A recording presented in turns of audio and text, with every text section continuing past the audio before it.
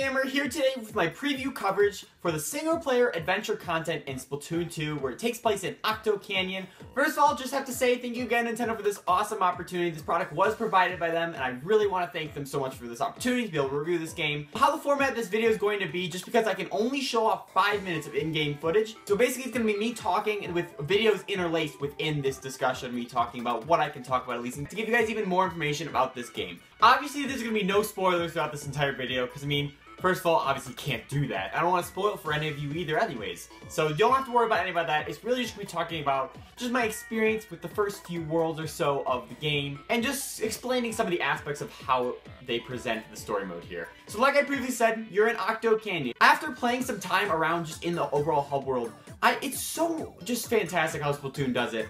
I can't compliment the original Splatoon enough and how interactive they made the original hub world, that world. They could have easily gone the Super Mario Galaxy route and just made it a level select, and they could have even done the same here, but that's kind of part of the gameplay where you actually have to platform and puzzle solve your way to get to the next level, basically, which is a lot of fun. However, what's different here in Splatoon 2 is though this new hub world is even more interactive than the last. There's still a lot of the platforming elements that you can remember from the original when trying to get to new stages and stuff. There's a lot of other stuff to do around the place, like little balloons to get more eggs, and other little secrets and stuff that you can find. And because of that, it's actually even more fun to spend more time in the overworld. At least in the original Splatoon, once you unlock or find all the other levels, all you're going to do is just squid jump to the rest of them. There's no point in trying to platform traverse your way back up. But in this, it kind of encourages you to continue to explore a little bit more in the overworld and before you even get into a stage. I never realized how visually different this game is from the original, in a good way, of course. Graphically, anyways, it seems that Splatoon 2 has gotten actually a pretty big upgrade over the original. You can especially see this in stages when you spray down your ink and there's like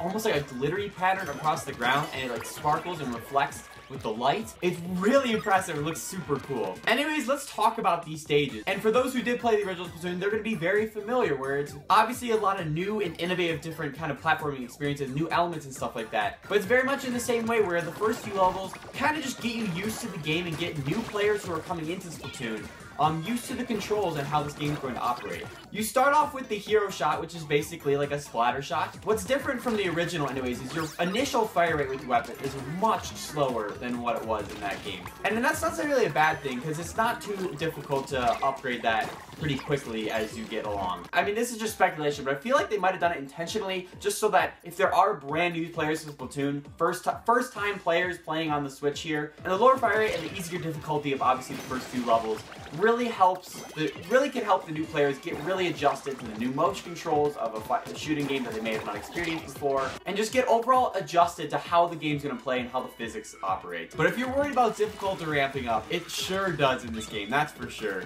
I can't say definitively anyways until obviously my review, but from at least the first few worlds that I've played, and at least that I can talk about here, there is definitely a challenge to be held here. I like to consider myself a pretty competent Splatoon player, at the very least anyways, but even I was having some difficulty. So if you're a seasoned vet of Splatoon and you're worried you're just gonna breeze through this thing, which you might still, don't get me wrong, there were definitely some tricky parts, which I can only compliment to this game's favor. It's not too punishing, because they actually revamped how the armor system works, where it used to be you'd pick up an armor set and that'd be your armor, and if you didn't have that, you get splatted right away. They talked about this in the Treehouse coverage, so I won't get in trouble for recapping it here, but they did change how the armor is going to work in this game, where rather than, it used to be just a single collectible, and that gave you just essentially 2 hits worth of hits, and if you didn't have any armor, you just get hit and you get immediately splatted by a bomb per se. However, here, your initial armor is at least a safety net so if you get a bomb on you, you get slower motion, but you can if you wait a little second, that armor can build back. And then the armor collectibles do return, and there's 2 tiers of it, giving you even more chances to survive.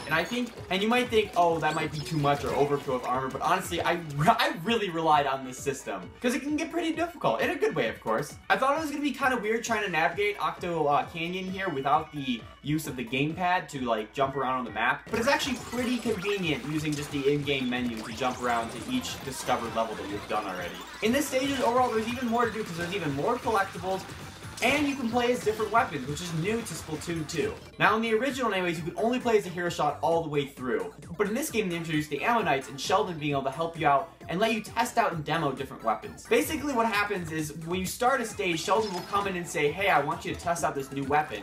And you have to beat that entire level with that weapon rather than playing as the hero shot. And because of that, the stage itself is actually designed around that weapon. And I think that's really beneficial because a lot of Splatoon players in the original got really used to the hero shot or the splatter shot from that campaign and didn't really like experimenting outside of that weapon class because they felt the most comfortable with the splatter shot.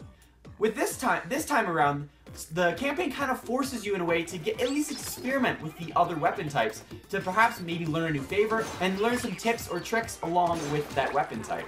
There's even another level of replayability on these stages. It keeps track of the stages that you've beaten with specific weapon types. So basically, to 100% a level, you obviously need to get all the collectibles, then you also need to go back and replay it with every single weapon type. This can add to some unique strategies, especially for stages that necessarily aren't meant for the weapon you're using. So for example, a charger stage, when that's first introduced, trying to go in there maybe with the roller might be a little bit interesting because the stage is overall designed for you to have a longer range shot, but it's not impossible. There actually are strategically placed blocks that you may have not even noticed when you're playing as the charger because you never needed to get up there to shoot your aim. You can use those to your advantage when using the roller and jump up top to maybe get your vertical splash and hopefully hit the target that you're trying to hit. That was one of my concerns coming to Splatoon 2, how they were going to balance the weapon types and overall stage designed around those weapon types, and I actually really enjoy how it's been done here. The game keeps track of your fastest times upon completion of each level, which really shows you how to truly optimize these stages and promotes speedrunning of this game someday.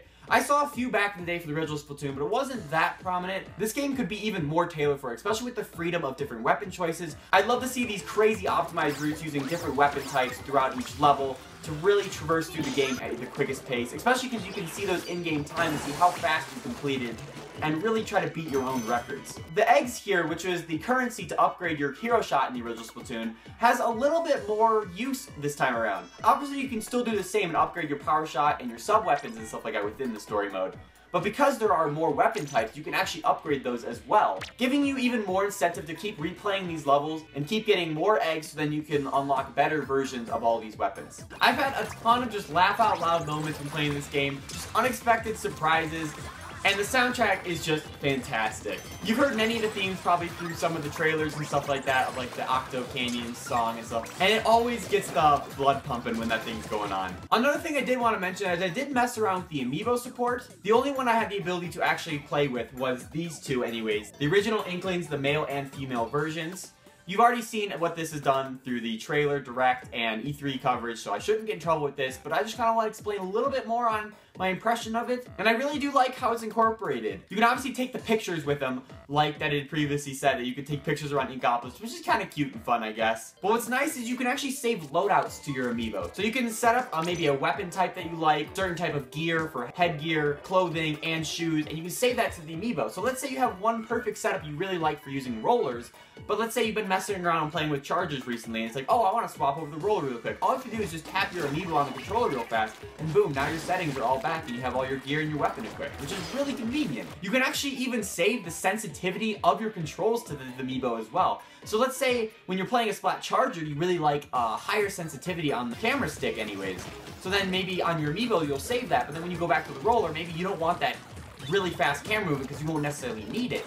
You can actually save that to the amiibo, those control setups, so then when you scan that in your roller amiibo, you can get all your roller gear, of course, and then as well as your control setup, which is really beneficial in that way. And I'd be interested to see how players can experiment with those setups. The argument that Splatoon 2 is too similar to the original and it really doesn't deserve the moniker of being a true sequel over being just a more enhanced port. I mean, at least from the first two worlds of the campaign, it's drastically different, especially with all the new enemy types, just really mixing up gameplay and how you're going to tackle each room. The puzzle platforming elements have been expanded upon to where there was some sections where I was actually really stumped. And overall, just the design in general is just super polished. As far as the boss battles, obviously I don't want to spoil anything of that sort, but what I can say at least, with expectations that were presented in the original, you won't be disappointed here. I think that's everything I want to talk about here in this preview. Obviously, stay tuned for tons more on Splatoon 2 coverage, and the rest that I have to talk about, like the multiplayer, salmon run, and other even story mode stuff, obviously I have to wait until the review embargo, which is on the 18th,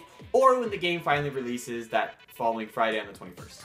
So again, guys, thank you so much for watching my preview on this game. Be sure to give this video a big, awesome like, and if you haven't already, subscribe for tons more on Splatoon 2 and Nintendo Switch coverage. We have a lot of fun over here, and you guys have been really enjoying the Splatoon 2 coverage lately, and I so appreciate that. I've been having a lot of fun doing it. I'm glad you guys have been enjoying it as well. You guys are so awesome. Again, thank you so much for watching, and I'll catch you in the next one. See ya!